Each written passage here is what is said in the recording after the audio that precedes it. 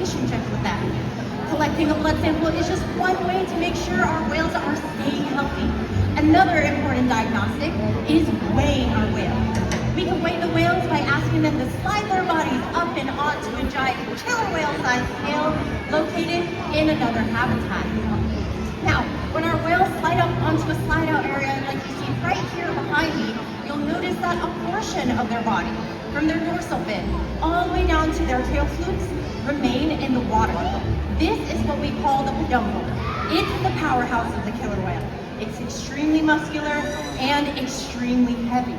Now, in order to get an accurate weight on the whales and not having their tail hang out in the water, we can simply ask them to lift their tails up and out of the water. That way you can get a full weight on them. So coming out right now over here from our left, from that underwater doorway, you'll notice two of our male killer whales. This is Trua and Makayo. Like I mentioned earlier in the beginning, you guys met Nalani and Malia.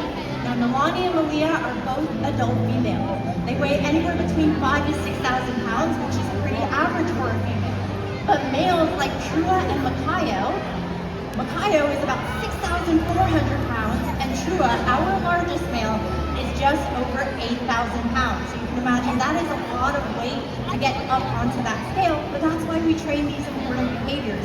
That way we can monitor their growth, make sure our younger whales are growing properly, and make sure our older whales are maintaining a healthy weight. Now, in addition to that, you might notice that they are much larger than the females, and believe it or not, they can still grow.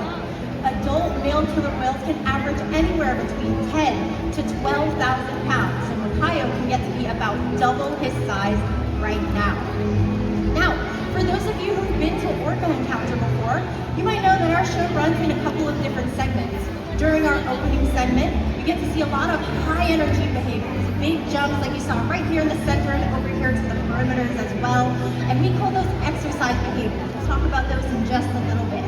Now, our second segment of the show is what we were just talking about. We call this Care and Training. It's where we give you guys an inside look at what our day is like here behind the scenes when we're not doing a show.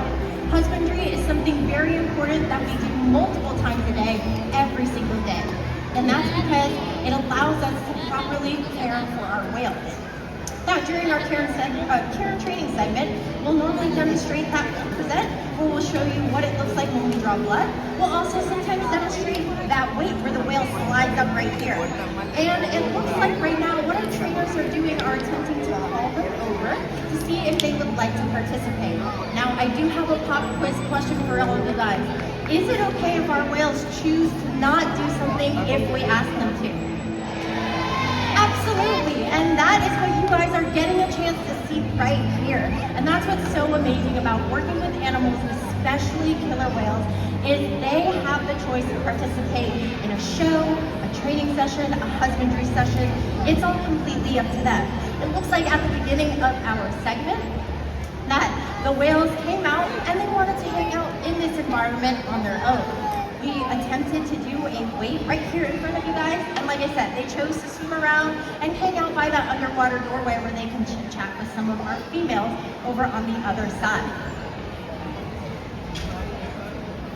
And it looks like we are going to go into the segment of our show where you guys get a chance to participate. So all of my friends over here on the left side of the stadium, go ahead and stand up. I need your help. You guys are going to be our leaders. Makayo is going to follow you. When I say go, you're going to put your hands up in the air and wave hello to Makayo. Ready, set, go. Hands up and wave. Oh, and Trua. Awesome! Thank you guys so much for participating. So killer whales have excellent eyesight both above and below the water.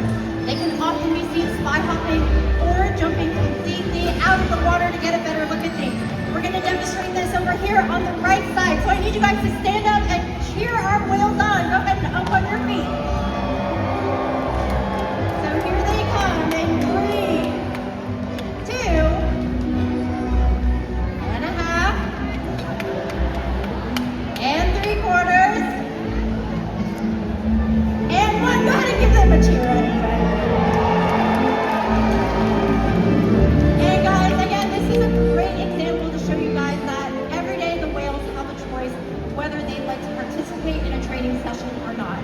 right now it looks like our males are choosing to hang out together on that side of the environment, and that is completely okay. We are going to respect every single choice that they make, and that's what makes working with them so amazing. Now, in addition to that, I'm going to tell you guys a little bit about how we train our animals here at SeaWorld. So, we utilize something called positive reinforcement. And what that means is that when the whales do something that we like, we give them something that they like. Now we are going to attempt to try and start with another segment called our finale. So when you guys see them, make sure you give them a great big cheer.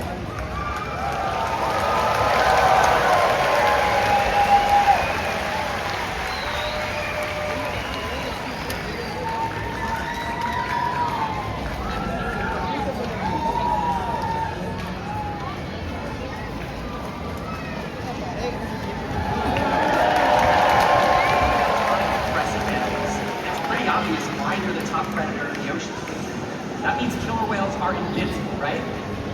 Oh. Killer whales depend on a plentiful food source and a clean environment. They're completely dominant, yet completely dependent. When it comes down to it, killer whales are not the most powerful animal in the ocean.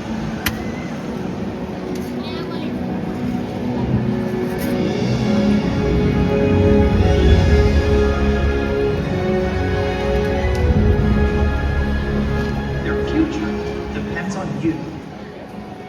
Through your actions. Through the choices we all make. We hold the future of killer whales and the oceans in our hands. Killer whales continue to surprise and amaze us. They're the perfect ambassador for the ocean. Limitless, connected, powerful, but still vulnerable. Challenges that we face can seem insurmountable. Don't give up. Be inspired.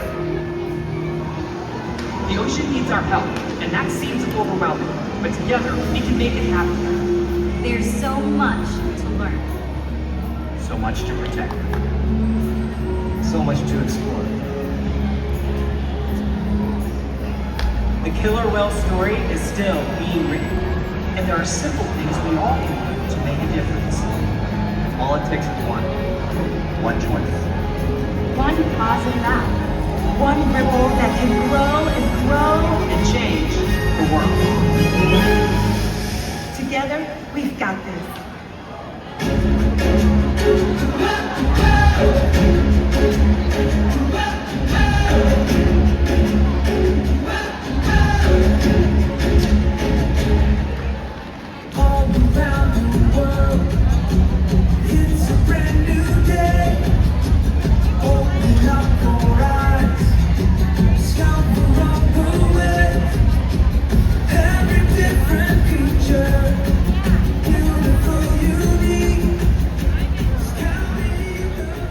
Well, hello again, everyone.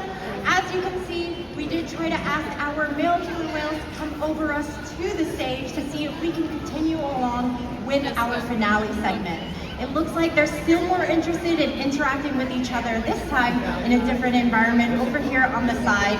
So with that being said, that is going to conclude our Orca Encounter for today.